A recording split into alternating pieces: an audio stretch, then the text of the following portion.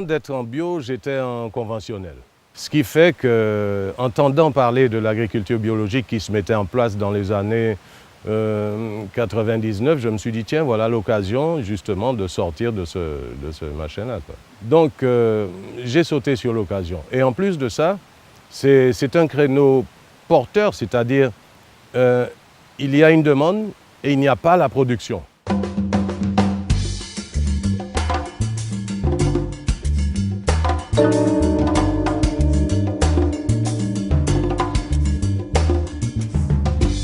Aujourd'hui, beaucoup plus qu'une parade aux problèmes de santé, l'agriculture biologique est une vraie opportunité de développement pour les agriculteurs. C'est la raison pour laquelle la Chambre d'agriculture met en place toute une série d'actions pour la promotion de cette agriculture saine, engagée et pleine d'avenir.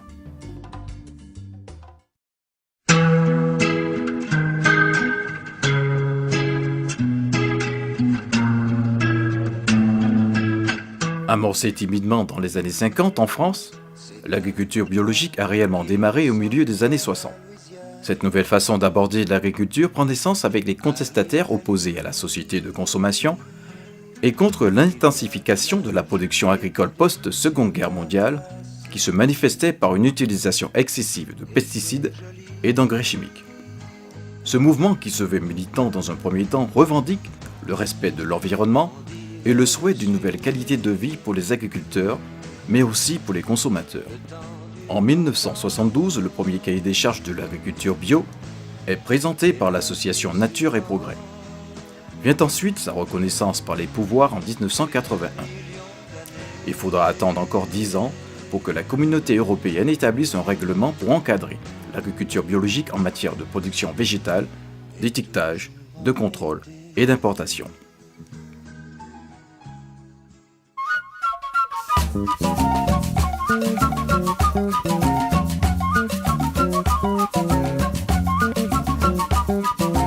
La Martinique, elle, découvre tardivement l'agriculture biologique en 1997. Le mouvement martiniquais trouve ses racines dans l'encadrement et la promotion de l'agriculture traditionnelle. Il est l'héritage des pratiques anciennes telles que le jardin créole, riche de techniques et méthodes qui favorisent l'équilibre écologique, le respect de la terre et des animaux. Encore, beaucoup d'agriculteurs martiniquais considèrent l'agriculture traditionnelle comme une agriculture biologique, à défaut d'une autre définition. En Martinique, ça a commencé en 1997 avec 3 pionniers. Ils se sont lancés dans cette aventure. En 1998, tout de suite, ils ont créé la première association qui s'appelait la Bio des Antilles. Et ils se sont développés d'année en année. Ils ont réussi à attirer d'autres militants, d'autres personnes qui étaient intéressées par ce projet agriculture biologique, qui ont souhaité soit se convertir ou soit s'installer directement en agriculture biologique. Et ils sont arrivés très vite à une trentaine.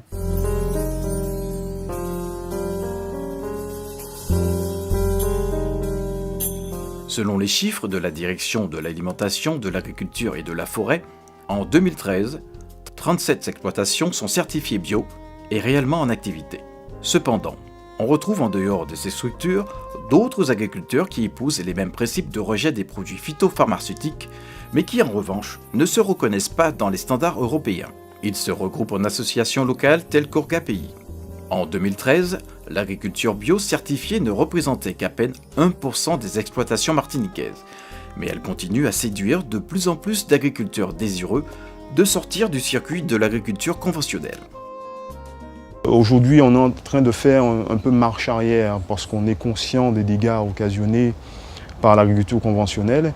Et aujourd'hui, donc les formes d'agriculture, en tout cas performantes sur le plan écologique, sont de plus en plus encouragées par les différents gouvernements du monde. Et l'agriculture biologique, en tout cas, demeure un modèle, un exemple pour toutes les politiques qui iraient justement dans ce sens, qui est une agriculture beaucoup plus respectueuse de notre environnement et de la santé des consommateurs. Les consommateurs sont demandeurs et puis d'un point de vue de santé, de bien-être, de l'environnement, c'est un plus.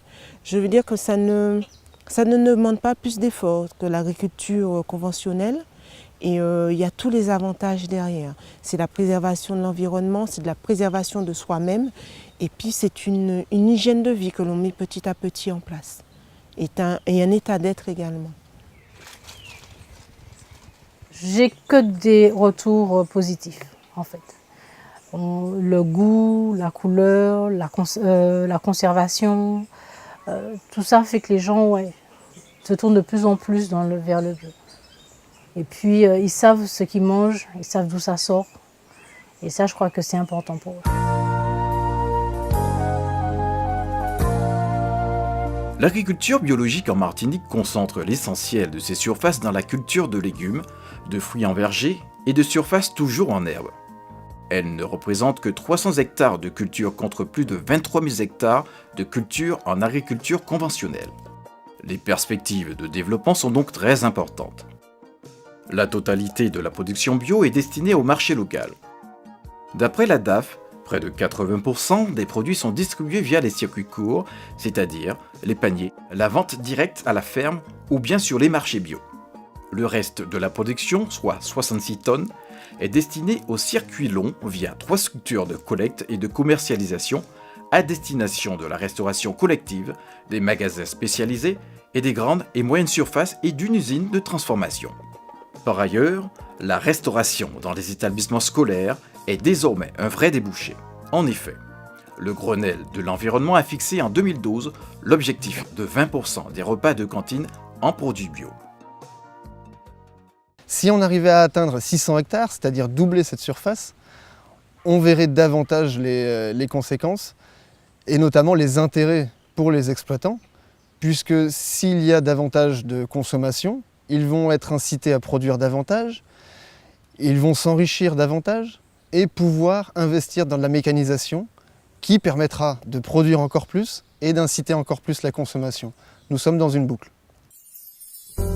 Aujourd'hui, la faible quantité de surface vouée à l'agriculture bio pénalise son développement. Avec des petites surfaces, l'agriculture biologique n'est pas encore assez rentable. Il faut développer davantage la surface, la production et en parallèle la consommation. Avec Ambition Bio 2017, la DAF espère le doublement des surfaces entre 2013 et 2017 pour accélérer le développement de l'agriculture bio. Mais pas seulement. Il s'agit également de mettre en place les outils qui permettront le développement de la consommation, la conquête de nouveaux marchés, comme la transformation. La demande est effectivement bien présente, elle se sent depuis plusieurs années. C'est vrai que la population a envie de se rapprocher d'une agriculture plus saine. Les ministres l'ont très bien compris puisqu'en 2007, il y avait déjà eu le plan Horizon Bio 2012 qui consistait en un triplement des surfaces. On a eu le Grenelle qui également a repris ses objectifs. Et là, actuellement, on a le plan Ambition Bio 2017. Nombre d'agriculteurs ont fait le pari de l'agriculture bio. Pourquoi pas vous ? Le choix de l'agriculture, c'est vrai que pendant toute ma scolarité, j'ai voulu être médecin. Sauf que quand je venais en vacances ici, le paysage que je voyais le plus, c'était canne à sucre, banane, ananas. Et je trouvais ça un petit peu dommage que la population ne puisse pas avoir accès à ce qu'elle produisait en fait, en quantité suffisante. Et en arrivant en terminale, en fait, j'ai fait le choix de faire de l'agriculture. Je ne voulais pas, moi, avoir à utiliser des produits chimiques. Et sachant que c'est une alimentation qui est destinée à nourrir les personnes, je voulais avoir quelque chose le plus sain possible. D'où avoir choisi l'agriculture biologique. Ici, on était dans une exploitation à monotone. On faisait de la production uniquement la production d'ananas pour la Socomore. Et ce n'est qu'après 1999, on a eu donc le déclin de la Socomore. Et la Socomore a fait faillite et a fermé. Et les planteurs, donc, il fallait se reconvertir d'une autre façon.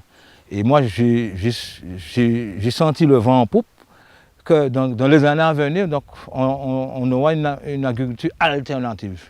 Moi, ma passion première, ce sont la volaille. Mon mari, lui, c'est tout ce qui est végétal. Et puis, aussi parce qu'on a toujours voulu faire quelque chose de propre. Donc, ça nous a conduit au fur et à mesure vers le bio. Et puis, on a intégré ça, dès qu'on a commencé ici, on a intégré en fait les contraintes liées au cahier des charges. Mais donc, ce qui fait qu'aujourd'hui, en fait, c'est dans une continuité, quoi. Je ne dirais pas que c'est dur, c'est une organisation.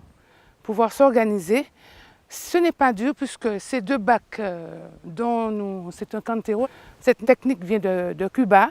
J'ai eu un bon résultat, tout en faisant cette préparation, je suis quand même satisfaite de ma première expérimentation en bac. Au début, c'est vrai que c'était assez difficile parce que bon, il y avait certaines maladies, on se posait comment faire. Mais avec l'organisation dans laquelle je suis, bon, avec OrgaPays, en me renseignant aussi par le biais de la bio, hein, les Antilles, etc. Et en échangeant avec des collègues qui sont dans la même idéologie, la même pratique, on s'échange des techniques pour pouvoir combattre. Et en fait, dans l'agriculture biologique, l'objectif n'est pas de tuer les insectes et autres, mais c'est surtout de les repousser. Je ne dirais pas à tout le monde d'être en bio, mais plus il y aura de producteurs biologiques, mieux ça sera. Et bien entendu, le consommateur attend.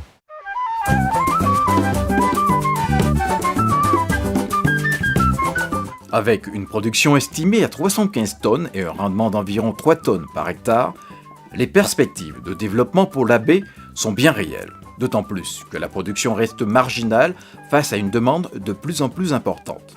Et la tendance est mondiale. Le marché alimentaire bio a été estimé en 2011 à plus de 50 milliards d'euros. Il a plus que quadruplé en 12 ans. En France, en 2011 et 2012, le marché alimentaire bio a augmenté de 6,6%. C'est un vrai marché de niche, un marché super intéressant parce que jusqu'à ce jour, la demande des consommateurs est loin d'être satisfaite.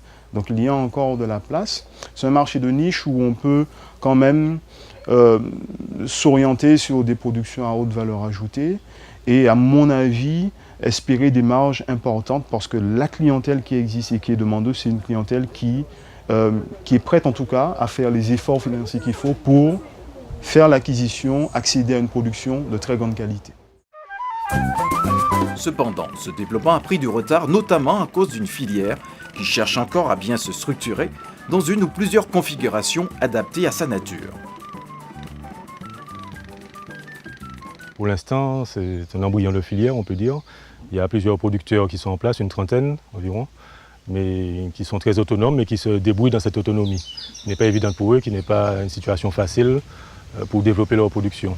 Il faudrait pouvoir développer une production d'intrants et une filière qui soit autonome et qui puisse, à partir d'éléments du territoire, à partir de nos richesses, produire des intrants qui permettent aux agriculteurs en place et à ceux qui veulent s'installer, permettre à tous ces agriculteurs-là, eh bien, une fois qu'ils veulent soit se convertir pour ceux qui sont déjà agriculteurs ou soit s'installer pour les non-agricoles, qu'ils puissent trouver cette offre de formation, d'intrants, de matériel, d'assistance technique qui leur permet d'avoir une progression digne de ce nom.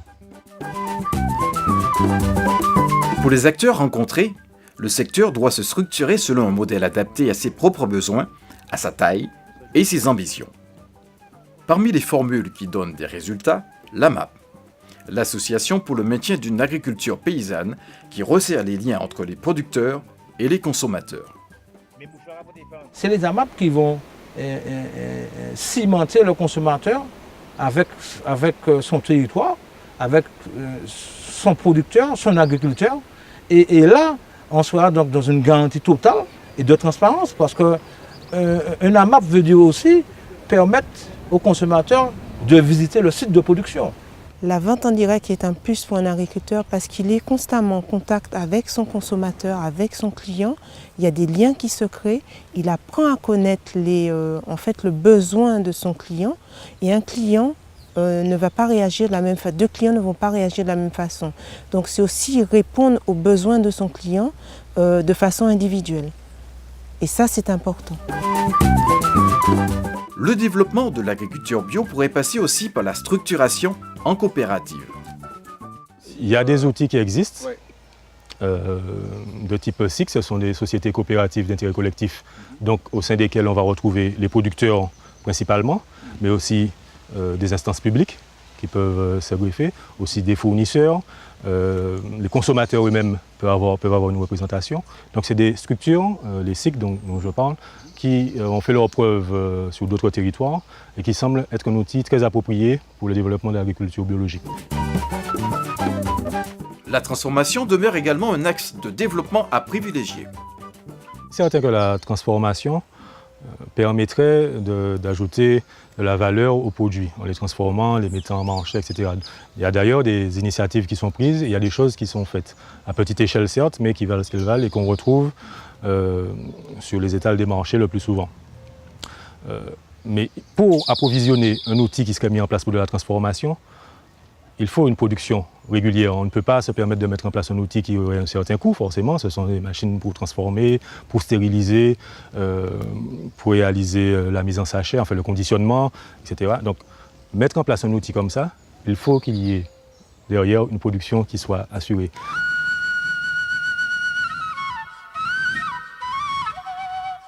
Pour augmenter la production, les agriculteurs peuvent compter sur le travail de recherche réalisé par des organismes comme le CIRAD et l'AFREDON, mais aussi sur la coopération régionale avec les îles voisines.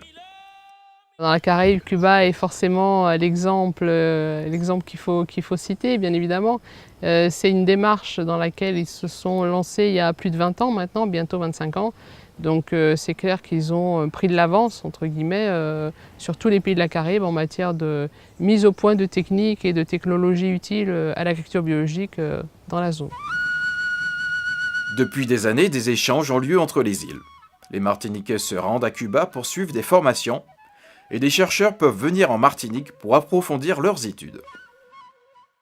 Alors parmi les choses que les professionnels de la Martinique ont pu voir, c'est notamment l'utilisation quasi systématique du lombricompostage, donc qui permet à la fois de produire une sorte de compost qui a des propriétés très intéressantes pour l'amélioration des sols, mais aussi des produits, on va dire, secondaires qui servent en matière de fertilisation foliaire, voire de répulsion des insectes. Ils ont aussi beaucoup d'utilisation de plantes associées, justement pour réduire les dégâts des insectes ravageurs, des maladies. Donc là encore, c'est des choses qui se font déjà ici, mais qui ne sont pas toujours encore bien formalisées ou optimisées. Et donc voilà, ces partages d'expériences peuvent être très intéressants pour tout le monde. Il y a des moyens d'alléger cette charge-là déjà. Ça peut être l'utilisation de nouvelles méthodes, par exemple la lutte contre l'enherbement en utilisant des plantes de couverture, ou l'utilisation de certains paillages, ou voire de petits outils, parfois de petits investissements, qui peuvent aider justement à alléger cette charge de travail.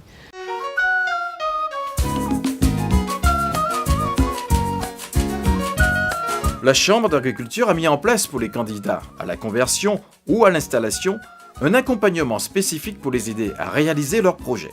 En effet, s'installer ou se convertir en agriculture biologique ne s'improvise pas. La conversion à l'agriculture biologique induit un changement du système d'exploitation pour passer d'un mode de production dit conventionnel à un mode de production biologique. Cet accompagnement se compose d'un diagnostic avec la Chambre d'agriculture sur la faisabilité du projet, la réalisation d'une expertise technique et économique, d'une formation, du montage de dossiers d'aide et de recherche de financement, et d'un accompagnement à la certification. Pour réussir dans cette démarche de changement de pratique,